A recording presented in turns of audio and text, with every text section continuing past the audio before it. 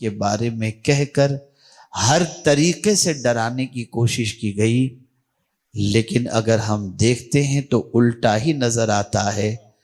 ڈرانے والے تو ڈرتے نظر آتے ہیں، حسین ڈرتے نظر نہیں آتے۔ میں حیران ہوں یا اللہ، چند نوجوان اگر ہمارے مد مقابل آ جائیں اور ہم اگر 2-3 بھی ہوں تو گھبرا جائیں، لیکن وہاں کیا وجہ ہے کہ 72 نفوس قدسیہ کے مقابلے کے اندر 22,000 کا لشکر جرار، لیکن تاجدار کربلا ڈرتے نہیں۔ تو کیوں نہیں ڈرتے؟ ان کے پاس کون سی قوت تھی جس کی بنیاد پر وہ نہیں ڈرتے تھے؟ سمجھو تھوڑا سا۔ امام حسین رضی اللہ تعالیٰ عنہ کی شہادت کا واقعہ یا فلسفہ شہادت ایک قصہ کہانی یا داستان نہیں ہے، بلکہ امام حسین رضی اللہ المولا تبارک و تعالیٰ عنہ کی شہادت انسانی زندگی میں انقلاب پیدا کرنے والا ایک عظیم کارنامہ ہے، اور ساتھ ہی ساتھ اللہ عز و جل کی بارگاہ سے نصرت و حمایت ہی نہیں بلکہ قوت کا سرچشمہ انہوں نے کس چیز سے حاصل کیا تھا، ان کے لیے قوت کا سرچشمہ کیا تھا، اس کی طرف توجہ دینا آج کے دور میں بہت بڑی ضرورت ہے۔ اے رسول اعظم صلی اللہ تعالی علیہ وسلم کے دیوانوں، میں قرآن مقدس کی 2-4 آیات کے ذریعے آپ کو سمجھانے کی کوشش کروں گا انشاءاللہ، تاکہ آپ محسوس کر سکیں کہ اتنے بڑے طوفان میں، اتنے بڑے معرکے میں، اتنی سی شدت کے ساتھ ظلم و زیادتی کے سلسلے میں آمادگی کے ساتھ دشمن کا مقابلہ ہو رہا ہے، لیکن اس کے باوجود امام حسین رضی اللہ تعالیٰ عنہ کے پائے استقامت میں لغزش بھی نہیں آتی۔ تو آخر وہ کون سی قوت تھی امام حسین کے پاس جس کے بلبوتے پر امام حسین ہر مصیبت کا مقابلہ کرنے کے لیے تیار تھے؟ امام حسین رضی اللہ المولا تبارک و تعالیٰ عنہ ایک قرآن کے قاری کا نام نہیں ہے۔ امام حسین رضی اللہ تعالیٰ عنہ چند آیتوں کے عامل کا نام نہیں ہے۔ امام حسین ثواب جمع کرنے کے لیے قرآن کی تلاوت کرنے والے کا نام نہیں ہے، بلکہ اگر میں مختصراً کہوں تو پورے قرآن پر عمل کرنے والی ذات کو دیکھنا ہو تو وہ امام حسین کی ذات تھی۔ وہ ایک ایک آیت کو یہ سمجھتے تھے کہ یہ عمل کے لیے ہے، اور پھر اللہ کی ہر آیت پر یقین اتنا عظیم تھا کہ وہ جانتے تھے کہ اس آیت پر عمل کا صلہ وہی ہوگا جو رب قدیر جل جلالہ نے فرمایا ہے۔ آج میں اسی تذکرہ حسین کے ساتھ آپ کو امام حسین کی بارگاہ سے ملنے والا عظیم درس جو ہے وہ پیش کرنے کی سعادت حاصل کروں، تاکہ بارگاہ امام حسین سے آپ کو بھی فیض مل سکے اور زندگی امام حسین رضی اللہ تعالیٰ عنہ سے آپ بھی سبق حاصل کر سکیں اور اپنی زندگی کو اس راہ پر لے جا سکیں جس راہ پر لے جانے کے لیے آپ ہر رکعت کے اندر اللہ کی بارگاہ میں دعا کرتے ہیں، اہدنا الصراط المستقیم صراط الذین انعمت علیہم۔ آپ کو معلوم ہونا چاہیے انبیاء کا راستہ کون سا ہے، صدیقین کا راستہ کون سا ہے، شہید کا راستہ، شہداء کا راستہ کون سا ہے، اور صالحین کا راستہ کون سا ہے۔ جب کبھی مصیبتوں کے بادل منڈلائیں، جب کبھی تکالیف ہر طرف سے گھیر لے، جب کہیں سے کوئی راستہ نکلنے کا نظر نہ آتا ہو، جب کیفیت یہ ہو جائے کہ مصیبتیں دروازے پر دستک دے رہی ہوں، تو میرے کریم نے فرمایا دو چیزیں تمہارے لیے قوت کا سرچشمہ ہیں۔ وہ 2 چیزیں کون سی ہیں؟ استعینوا بالصبر والصلاۃ، صبر اور نماز سے مدد طلب کرو۔ پہلے صبر کا ذکر آ رہا ہے۔ کیا صبر بزدلی کا نام ہے؟ क्या सब्र कमजोरी का नाम है? मेरे प्यारे आका सल्लल्लाहु ताला अलैहि वसल्लम के प्यारे दीवानों, अगर सब्र कमजोरी का नाम होता तो कभी अल्लाह ताला अपने महबूब सल्लल्लाहु अलैहि वसल्लम से ये न फरमाता वस्बिर कमा सबर उलुल अज़्म मिनर रसूल, सब्र करो जिस तरह से हिम्मत वाले रसूलों ने सब्र किया है। सब्र बुज़दिली का नाम नहीं है, कुव्वत का नाम है। सब्र को पहले समझो कि सब्र है क्या। हमारे यहाँ तो कोई परेशानी आ गई तो कहते हैं सब्र करो, इंतकाल हो जाए तो कहते हैं सब्र करो, माल चोरी हो जाए तो कहते हैं सब्र करो, बच्चा बीमार हो जाए तो कहते हैं सब्र करो, बाप का इंतकाल हो जाए तो कहते हैं सब्र करो। पहले सब्र का मानी समझो। सब्र कहते हैं जम जाने को। स्टैंड जो आदमी ले लिया, उस स्टैंड पर जम जाने को अब दुनिया की कोई ताकत तुम्हारे मौक़िफ़ से तुम्हें हटा न सके। इसीलिए पहलवान को भी सबूर कहा जाता है, इसलिए कि वो जो जगह पकड़ लेता है फिर वो छोड़ता नहीं है। तो सब्र बहुत अजीम चीज़ है। और सब्र से पहले इंसान सारी चीज़ों को समझता है कि मैं जो स्टैंड ले रहा हूँ, मैं जो कदम उठा रहा हूँ, मैं जो फैसला कर रहा हूँ, वो फैसला सच्चा है या नहीं है। अल्लाह अकबर। जब फैसला सही हो, जब मामला सही हो, अल्लाह और उसके रसूल की इताअत का मामला हो, एक तरफ दुश्मन पूरी ताकत लगा रहा है। क्या करबला में इमाम हुसैन रदी अल्लाह ताला अन्हु को उनके मौक़िफ़ और उनके स्टैंड से हटाने के लिए एड़ी चोटी का जोर नहीं लगाया गया, पूरी ताकत खपा दी गई ताकि हुसैन अपने मौक़िफ़ से हट जाएं, हुसैन यजीद की बैत को कबूल कर लें। लेकिन अल्लाह अकबर, इमाम हुसैन रदी अल्लाह ताला अन्हु बच्चों को लुटाना तो कुर्बान कर देते हैं, मौक़िफ़ से हटते रही हैं। आज थोड़ी सी सख्ती भी मौक़िफ़ से हट गए, थोड़ा सा मामला व मौक़िफ़ से हट गए, लेकिन इमाम हुसैन ने जो स्टैंड लिया था उस स्टैंड पर जमे थे। इसलिए कि इमाम हुसैन ने जो मौक़िफ़ इख्तियार किया था वो अपनी मर्जी का नहीं था। मैं आपको कुरान की रोशनी में समझा दूं कि कुरान के बताए हुए रास्ते के मुताबिक इमाम हुसैन ने अपना स्टैंड लिया था, इसलिए कि यजीद जालिम था, यजीद फासिक था, यजीद फाजिर था। अल्लाह अकबर। और कुरान ने वाज़ेह लफ्जों में कह दिया वला तरकनु इलल्लज़ीना ज़लमू फतमस्सकुमुन नार, जालिम की तरफ न झुको वरना तुम्हें आग छुएगी। इमाम हुसैन जानते थे कि कुरान मना कर रहा है जालिम की तरफ झुकने के लिए। अब अगर जालिम की तरफ नहीं झुकते हैं तो जान देनी पड़ेगी, औलाद कुर्बान करना पड़ेगा। इमाम हुसैन ने इस चीज के लिए तो आमादगी जाहिर फरमा दी, लेकिन कुरान के फरमान पर अमल करते हुए जालिम के सामने नहीं झुके और जानते थे कि मैं अगर सब्र करूंगा तो कोई मेरे साथ हो या ना हो, मैं सब्र करूंगा, सब मेरा साथ छोड़ दें तो कोई बात नहीं, लेकिन मौला का वादा है इन्नल्लाह मअस साबिरीन, कि बेशक अल्लाह सब्र करने वालों के साथ है। ए रसूल आज़म सल्लल्लाहु ताला अलैहि वसल्लम के दीवानों, एक बात अच्छी तरीके से जहन के अंदर रखें, सब्र बहुत ताकतवर चीज का नाम है, सब्र बहुत बड़ी कुव्वत का नाम है। सब्र हर किसी के पास नहीं होता, सब्र हर किसी को नसीब नहीं होता। सब्र की दौलत अल्लाह खुश नसीबों को अता करता है, और जिसे सब्र की दौलत मिल जाए गोया उसे अल्लाह अज़्ज़ व जल्ल ने बड़ी नेमत अता फरमा दी। आप मुझे बताइए तो सही, अल्लाह अकबर, सब्र इतना अजीम सरमाया है कि कल बरोज़े क़यामत, आपको एक छोटी सी मिसाल देकर के समझाऊं, बुलबुले बाग़े मदीना आपको सलाम कहें तो आप खुश हो जाएंगे, हुजूर मोइनुल मशाइख सलाम करें आप खुश हो जाएंगे, हुजूर अमीन मिल्लत सलाम करें आप खुश हो जाएंगे, हुजूर मुफक्किर इस्लाम सलाम करें आप खुश हो जाएंगे। लेकिन मैं आपसे पूछना चाहता हूं, अगर फरिश्ते सलाम करें तो क्या कैफियत होगी? फरिश्ते अगर तोहफे सलाम पेश करें तो क्या कैफियत होगी? आप मुझे बताओ, फरिश्ते किसको सलाम पेश करते हैं? सलामुन अलैकुम बिमा सबरतुम फनिअमा उक़बद्दार, सलामती हो तुम पर ऐ सब्र करने वालों, तुम्हें सलाम हो और क्या ही अच्छा तुम्हारा पिछला ठिकाना है। अल्लाह अकबर। फरिश्ते उन बंदों को सलाम पेश करते हैं जो दुनिया के अंदर दामने सब्र को थामे रखते हैं। सब्र याद रखें कुव्वत का नाम है, طاقت کا نام ہے۔ صبر کی بنیاد پر بہت سارے مسائل حل ہو جاتے ہیں، صبر کی بنیاد پر انسان کے بہت سارے پرابلم سالو ہو جاتے ہیں۔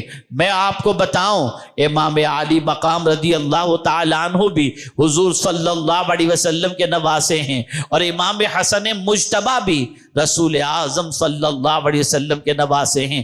لیکن اتنے بڑے مجمع کے اندر میں سوال پوچھوں کہ بتاؤ نواسے رسول امام حسن مجتبی کے وصال کی تاریخ کون سی ہے؟ تو دنیا بتانے سے قاصر رہے گی، نہیں معلوم، ان کا دن نہیں مناتے۔ لیکن جب بات آتی ہے امام حسین کی تو بچہ بچہ جانتا ہے کہ 10 محرم کو حسین شہید ہوئے تھے، 10 محرم تاجدار کربلا کی شہادت کی تاریخ ہے۔ مرتبہ دونوں کا وہی ہے جو رسول اعظم نے فرمایا کہ حسنین اور حسنین کریمین نوجوانان جنت کے سردار ہیں، لیکن ایک کی یاد نہیں منائی جاتی اور ایک کا ذکر بچے بچے کی زبان پر ہے۔ وجہ کیا ہے؟ تو وجہ سب سے بڑی یہ ہے، قرآن کہتا ہے لِيُبْلِيَ الْمُؤْمِنِينَ مِنْهُ بَلَاءً حَسَنًا۔ ہم اگر کسی مومن کا امتحان لیتے ہیں تو اس کی عظمت کو لوگوں کے سامنے اجاگر کرنے کے لیے لیتے ہیں۔ تو حسین کا امتحان اتنا لیا گیا، اتنا سخت امتحان لیا گیا کہ اس امتحان کے بعد جو مرتبہ امام حسین کو اللہ عز و جل نے عطا فرمایا ہے وہ مرتبہ ان کے سخت امتحان کی بنیاد پر ہے، اور اس امتحان پر ثابت قدمی کی بنیاد پر اللہ رب العزت جل جلالہ نے ان کی محبت کا چراغ لوگوں کے سینوں میں روشن کر دیا۔ کوئی یہ نہ کہے امام حسین کو حضور نے نواسا ہونے کی حیثیت سے نوجوانان جنت کا سردار کہہ دیا، نہیں نہیں، امتحان کی وادیوں سے گزارا گیا، تکالیف کی وادیوں سے گزارا گیا۔ اگر میں یہ کہوں تو غلط نہ ہوگا، کسی نبی کی آل پر اتنا سخت امتحان ہوا ہی نہیں ہے جتنا امام حسین کا امتحان ہوا ہے۔ لیکن ہے کوئی مائی کا لال یہ جو ثبوت پیش کرے کہ ایسی سچویشن میں امام حسین نے کوئی شکوہ کیا ہو؟ نہیں نہیں، بلکہ ایسی سچویشن کے اندر بھی دامن صبر کو تھامے ہوئے ہیں۔ اللہ کی طرف یہ نہیں کہتے مولا میں تیرے نبی کا لاڈلا نواسا ہوں، میرے لیے سرکار نے اپنا سجدہ طویل کر دیا تھا، نہیں کہتے۔ اس لیے کہ امتحان گاہ کے اندر رشتہ داریاں نہیں پیش کی جاتی، امتحان گاہ کے اندر جو ہے وہ ایگزام ہال کے اندر پیپر دیا جاتا ہے۔ تو سب سے سخت ترین امتحان امام حسین رضی اللہ تعالیٰ عنہ کا لیا گیا، اور اس امتحان کے اندر ایسے اچھے نمبرات سے امام حسین کامیاب ہوئے کہ ان سے پہلے کوئی اس طریقے سے کامیاب ہوتا ہوا دکھائی نہیں دیتا ہے۔ یہاں میں آپ کو بتاؤں، صبر کرنا معمولی کام نہیں ہے۔ ایک چھوٹی سی ٹھوکر لگتی ہے تو ہماری زبان سے چیخ نکل جاتی ہے، اور شاید ہی محلے کا کوئی فرد ایسا ہو جسے ہم اللہ کی شکایت نہ کرتے ہوں۔ صبر معمولی دولت نہیں ہے۔ ہر عمل کا اجر اللہ نے مقرر فرمایا کہ اس نیکی کا اجر 2 گنا، 10 گنا، 200 گنا، 700 گنا، 1,00,000 گنا۔ لیکن جب بات صبر کی آتی ہے تو میرا مولا فرماتا ہے انما یوفی الصابرون اجرہم بغیر حساب، کہ بے شک صبر کا بدلہ اللہ بے حساب عطا فرماتا ہے۔ اے رسول اعظم صلی اللہ علیہ وسلم کے دیوانوں، صبر کے معنی ہوتا ہے روکنا۔ اب یہاں میں آپ سے پوچھوں، روکنا کتنے لوگ روکتے ہیں اپنے آپ کو؟ کہاں روکنا؟ اللہ نے حضور صلی اللہ علیہ وسلم کو بھی فرمایا وَاصْبِرْ نَفْسَكَ مَعَ الَّذِينَ يَدْعُونَ رَبَّهُمْ بِالْغَدَاةِ وَالْعَشِيِّ، اپنے آپ کو ان لوگوں کے ساتھ روکے رکھو جو صبح و شام اللہ کو یاد کرتے ہیں۔ لیکن ہم دیکھتے ہیں کہ حضور صلی اللہ تعالی علیہ وسلم کا امتی ان لوگوں کے ساتھ اپنے آپ کو روکنے کے لیے تیار نہیں ہے جو صبح و شام اللہ کو یاد کرتے ہیں۔ بلکہ ان کے ساتھ بیٹھنا پسند کرتا ہے جو صبح و شام اللہ کے ارشاد کے خلاف عمل کرتے ہیں۔ صبر بہت بڑا سرمایہ ہے، بہت بڑی دولت کا نام ہے۔ بلکہ سن لو، دو لوگ ایسے ہیں جنہیں اللہ عز و جل بہت نوازتا ہے۔ قرآن کہتا ہے وَمَا يُلَقَّاهَا إِلَّا الَّذِينَ صَبَرُوا وَمَا يُلَقَّاهَا إِلَّا ذُو حَظٍّ عَظِيمٍ، جو صبر کرتا ہے اللہ اسے نوازتا ہے، اور جو قسمت کا دھنی ہوتا ہے اللہ اسے نواز دیا کرتا ہے۔ صبر بہت طاقتور چیز کی نام ہے، بہت بڑی دولت کا نام ہے۔ اسی لیے اللہ نے فرمایا وَلَمَنْ صَبَرَ وَغَفَرَ إِنَّ ذَلِكَ لَمِنْ عَزْمِ الْأُمُورِ، جس نے صبر کیا اور معاف کیا بے شک یہ بہت ہمت والا کام ہے۔ اے رسول اعظم صلی اللہ تعالی علیہ وسلم کے دیوانوں، شور کرنے سے مصیبت ختم نہیں ہوتی، چلم چلی سے مصیبتیں ختم نہیں ہوتی، لیکن اگر کوئی بندہ مصیبت پر صبر کر لیتا ہے، مولا یہ مصیبت تیری طرف سے ہے، یہ آزمائش تیری طرف سے ہے، یہ امتحان تیری طرف سے ہے، یہ ابتلا تیری طرف سے ہے، اگر تو چاہتا ہے کہ میں امتحان کی وادیوں سے گزروں، اگر تو یہ دیکھنا چاہتا ہے کہ دنیا مجھے اپنے موقف سے ہٹانے کے لیے ایڑی چوٹی کا زور لگا رہی ہے اور دنیا پوری بھی کوشش کر رہی ہے میں حق سے ہٹ جاؤں، میں دین کے اس اعلیٰ قدروں سے ہٹ جاؤں، تو میرے مولا تو میرا امتحان لے لے، میں دنیا کی طاقتوں کے سامنے جھکوں گا نہیں، میں اپنے موقف سے ہٹوں گا نہیں، میرا موقف قرآن کے مطابق ہے، میرا موقف تیرے ارشاد کے مطابق ہے۔ اب میرے کریم تو مجھے صبر کی توفیق عطا فرما، تاکہ صبر کی بنیاد پر میں اپنی قوت کو اور اپنی طاقت کو جمع کر سکوں۔ میرے پیارے آقا صلی اللہ علیہ وسلم کے پیارے دیوانوں، آج آپ دیکھیں، چھوٹے سے معاملے کو دیکھ لیں، صبر نہیں ہوتا۔ انسانوں کی زندگی کا جائزہ لے لیں، نماز کا وقت آتا ہے، نماز قضا کرنے میں کوئی تکلیف نہیں ہوتی، انسان گناہوں سے بچ نہیں پاتا، گناہوں سے رک نہیں پاتا، اللہ کے ارشاد کے خلاف عمل کرنے سے رک نہیں پاتا، صبر کرتا ہوا نظر نہیں آتا، نہ اللہ کی اطاعت پر صبر کر رہا ہے، نہ معصیت کے سلسلے میں بچنے پر صبر کر رہا ہے، نہ مصیبت پر صبر کر رہا ہے، اس کی زندگی بے صبری سے گھری ہوئی نظر آتی ہے۔ لیکن جب امام حسین کی زندگی کو دیکھتے ہیں تو صبر کے پیکر نظر آتے ہیں، امام حسین پیکر صبر و رضا نظر آتے ہیں۔ اللہ اکبر۔ اور صبر کے حوالے سے اللہ کتنا طاقتور اسے بنا دیتا ہے۔ آپ مجھے بتائیے، آپ کے ساتھ 10-20 ایسے لوگ موجود ہوں جو توانا اور طاقتور ہوں، جو اقتدار کی کرسی پر بیٹھے ہوئے ہوں، تو آپ خود کو طاقتور سمجھیں گے، لیکن دنیا میں کوئی بھی اللہ سے بڑھ کر کے طاقتور نہیں ہو سکتا۔ لیکن جب بندہ صبر کرتا ہے تو اللہ فرماتا ہے ان اللہ مع الصابرین، بے شک اللہ صبر کرنے والے کے ساتھ ہے۔ صبر انسان کو حوصلہ دیتا ہے، صبر انسان کو قوت دیتا ہے، صبر بہت بڑی قوت ہے۔ امام حسین نے کربلا کے میدان میں صبر سے مدد مانگی، صبر ان کی قوت کا سرچشمہ تھا۔ اور دوسری چیز نماز۔ آپ بھی نماز پڑھتے ہیں، ہم بھی نماز پڑھتے ہیں، لیکن نماز کی حالت کے اندر ہماری کیفیت بڑی عجیب ہو جاتی ہے۔ نماز پڑھ کر باہر نکلے کتے سے ڈرنا شروع، نماز پڑھ کر کے باہر نکلے تھوڑی سی مصیبت آئی ڈرنا شروع، اور کیفیت یہ ہوتی ہے مال ملا تو خوش، نہ ملا تو پھس۔ عجیب سچویشن ہے، منہ لٹک جاتا ہے، عجیب کیفیت ہو جاتی ہے۔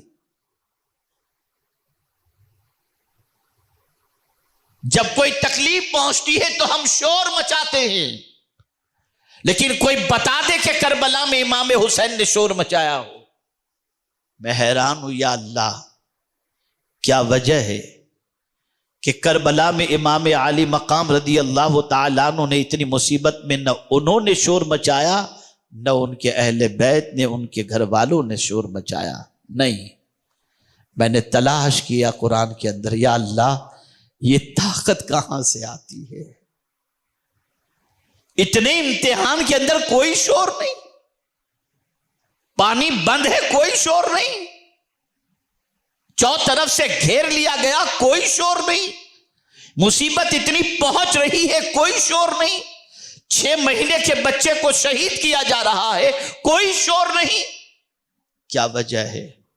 تو قرآن کی آیت مجھے میری رہنمائی کرتی ہے، ان الانسان خلق ہلوعا اذا مسہ الشر جزوعا واذا مسہ الخیر منوعا الا المصلین الذین هم علی صلاتهم دائمون۔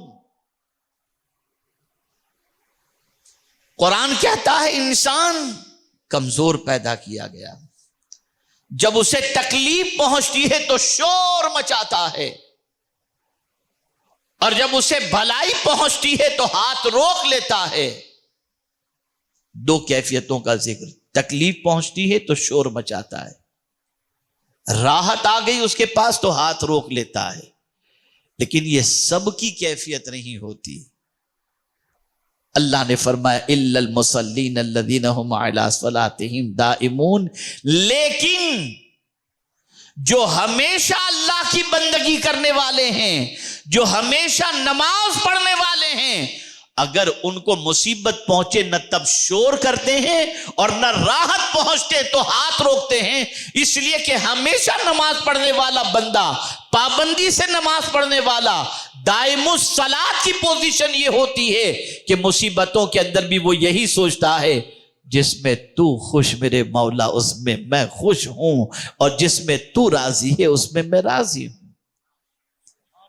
تو یہاں پتہ چلا ریگولر نماز پابندی سے دائمی طور پر نماز پڑھنے والے کو اللہ تعالیٰ مصیبت میں شور کرنے سے بچا لیتا ہے۔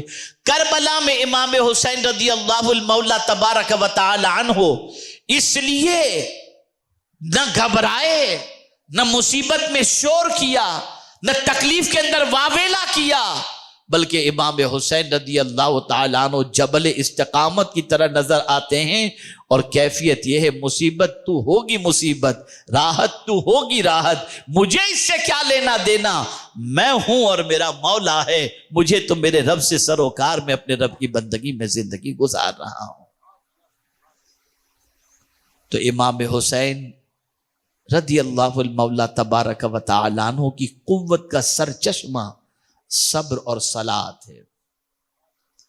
ان 2 چیزوں کے ذریعے امام حسین نے مدد حاصل کی، ان 2 چیزوں کو امام حسین نے اپنی زندگی میں اپنایا، اور ان 2 چیزوں نے امام حسین رضی اللہ تعالیٰ عنہ کی مدد کی، حوصلہ دیا، طاقت دی، اور اس طاقت کے بلبوتے پر کیفیت یہ تھی، اللہ اکبر، صرف تھوڑا سا سوچیں تو صحیح، 2 کے مقابلے میں 5 ہوں تو 5 والا ڈرتا نہیں، 2 والے ڈرتے ہیں۔ یہاں 72 کے مقابلے میں 22,000 کا لشکر، 72 والے نہیں ڈر رہے، 22,000 والا ڈر رہا ہے۔ اے اللہ، معاملہ کیا ہے، سبب کیا ہے؟ تو یہاں بھی قرآن رہنمائی کرتا ہے، ان یکم منکم 20 صابرون یغلبوا 200، اگر تم میں 20 صبر کرنے والے ہوں تو یہ 200 پر غالب آ سکتے ہیں۔ اے رسول اعظم صلی اللہ تعالی علیہ وسلم کے دیوانوں، واقعات شہادت امام حسین پیش کروں تو شاید آپ کے علم میں کوئی اضافہ نہ ہو سکے، لیکن فکر امام حسین کے ذریعے آپ کی فکری اصلاح ہو جائے تو میں سمجھتا ہوں کہ آپ اپنی زندگی کو صحیح خطوط پر لے جانے کی کوشش کریں گے۔ تو میرے پیارے آقا صلی اللہ علیہ وسلم کے پیارے دیوانوں، عرض کرنے کا منشا یہ ہے، امام حسین کی زندگی سے یہ سبق سیکھو کہ جب کبھی مصیبت آئے تو مصیبت کا مقابلہ شور کر کے نہیں، صبر سے کرو، نماز سے کرو، ان دونوں چیزوں سے مدد طلب کرو، مصیبت چلی جائے گی اور اللہ کی نصرت شامل حال ہو جائے گی۔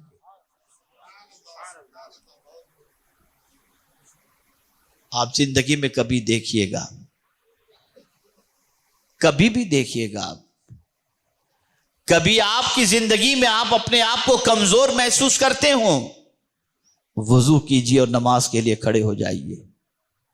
آپ جب جب نماز پڑھیں گے آپ کے اندر توانائی پیدا ہوگی. میں ایک خاص بات عرض کرتا ہوں اور وہ یہ ہے کہ ایک بہت بڑے مفکر نے ایک سوال پوچھا اور وہ سوال یہ تھا کہ میدان کے اندر اسپورٹس مین جب اترتا ہے جنگ جیتنے کے لیے، میچ جیتنے کے لیے، تو اس کی غذا بڑی مختصر ہوتی ہے، وہ کم کھانے والوں میں ہوتا ہے اور بہت ورزش کرتا ہے. اتنی ورزش صبح اٹھنے سے لے کر کے اور اس میچ کے کھیلنے سے پہلے نہ جانے کتنی ورزش کرتا ہے. اس ورزش کے بعد اس کے اندر اتنی اسٹیمنا پیدا ہوتی ہے کہ مقابلے کے لیے میدان میں وہ اتر سکے. لیکن سوال یہ پیدا ہوتا ہے کبھی کسی ولی کو ایکسرسائز کرتے تو ہم نے نہیں دیکھا. پھر ولی کے پاس یہ طاقت کہاں سے آتی؟ ولی کے پاس یہ قوت کہاں سے آتی؟ تو بڑا پیارا جواب ایک مفکر نے دیا ہے. ولی جتنی ایکسرسائز اسپورٹس مین بھی نہیں کرتا، ولی ایک ایک رات میں 1,000 رکعت نفل پڑھ کے اپنے اندر قوت پیدا کر لیتے ہیں. نماز کے ذریعے قوت ملتی ہے، نماز کے ذریعے طاقت ملتی ہے، نماز کے ذریعے انسان کے اندر لیڈرشپ کوالٹی پیدا ہوتی ہے. یہی وجہ ہے کہ رسول رحمت صلی اللہ تعالی علیہ وسلم جب کبھی اضطرابی کیفیت سے دوچار ہوتے تو حضرت بلال سے فرماتے ارحنا یا بلال، اے بلال مجھے راحت پہنچاؤ. وہ کون سی راحت ہے جس میں نماز نہیں، اور وہ کون سی تکلیف ہے جس کے اندر نماز نہیں. اور امام حسین رضی اللہ المولا تبارک و تعالی عنہ نے ہمیں یہ درس دیا، تم کبھی بھی اپنے آپ کو کمزور نہ سمجھنا. اللہ نے تمہیں 2 ہتھیار دے دیے ہیں، جب کبھی تم آزمائش میں گرفتار ہو جاؤ استعینوا بالصبر والصلاۃ، صبر اور نماز سے مدد طلب کرو. ان اللہ مع الصابرین، کہ بے شک اللہ صبر کرنے والوں کے ساتھ ہے. اے رسول اعظم صلی اللہ تعالی علیہ وسلم کے دیوانوں، وہ قوم کیسے نماز سے مدد طلب کرے جو قوم فرض نماز ہی ادا کرنے کے لیے تیار نہیں؟ وہ قوم نماز کے ذریعے مدد کیسے طلب کرے جس قوم کا حال یہ ہے کہ جمعہ کی بھی 2 رکعت بڑی مشکل سے پڑتی ہے؟ اس قوم کی پوزیشن اور اس قوم کی پوزیشن نماز سے مدد طلب کرنے کی کیسے ہو جب قوم کی پوزیشن یہ ہے کہ نماز کے مسائل سے بھی واقفیت نہیں ہے. اور تھوڑا سا آگے بڑھ کر کے عرض کروں، بڑی معذرت کے ساتھ، برا لگے تو مجھے معاف کر دینا. آپ یاد رکھیں جس قوم کو نماز میں ہی مزہ نہ آتا ہو اور جس قوم پر نماز ہی بوجھ بن جائے، وہ قوم کیا نماز سے مدد طلب کرے گی؟ آپ ذرا سوچو، ذرا جائزہ لو، ہماری نمازوں کا جائزہ لو، ہماری زندگی کا جائزہ لو.